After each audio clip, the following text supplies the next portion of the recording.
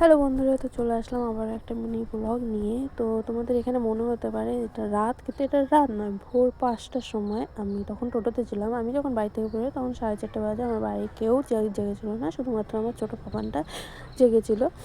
তো দেখতেই পাচ্ছ রাস্তায় তেমন একটা লোক নেই। এখানে তোমাদের টাইমটাও দেখাচ্ছি, তখন প্রায় 5টা বাজে। তো আমি তখন স্টেশনের কাছে চলে যাই। তো এখানে গিয়ে স্টেশনও দেখো পুরো ফাঁকা। তো এরপর আমি ব্যান্ডেল যাই এবং সেখান থেকে দুর্গাপুর যাওয়ার জন্য এক্সপ্রেস ট্রেন ধরি। তো এবার বলি, আমি যাচ্ছিলাম দুর্গাপুর। আর এই প্রথমবার যেখানে আমার সাথে কেউ যাচ্ছিল না, সেটা তোমরা তো টোটোতেও দেখতে পেয়েছো যে আমি একাই যাচ্ছিলাম।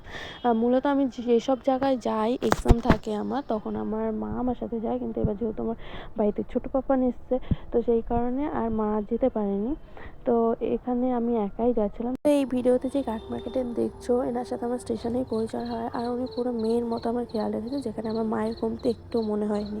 আর এই সে গন্তব্যস্থল, যেটা হলো সোনাকা, যেখানে আমার এক্সাম ছিল। তো আমি সেখানে এক্সাম দিই এবং তারপরে বেরিয়ে আসি। তো আসার সময় বাসের অবস্থাটা তোমরা দেখতে পারো, এখানে মানুষ ঝুলে আসলে এতটা ভিড়। তো আমার ভাগ্যটা খুবই ভালো ছিল, আমি আসার সময় এবং যাওয়ার সময় দুপারে সিট পেয়ে গেছিলাম যেভাবে হোক।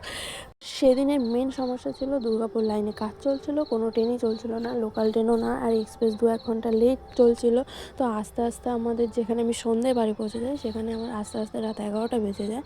আর সেখানে আমার দাদা আসে স্টেশনে। তো সেসব আমি আর ভিডিও করি। আজকের ভিডিওটা এখানেই শেষ করছি, দেখা হবে কোনো নেক্সট ভিডিওতে। Tata, bye bye.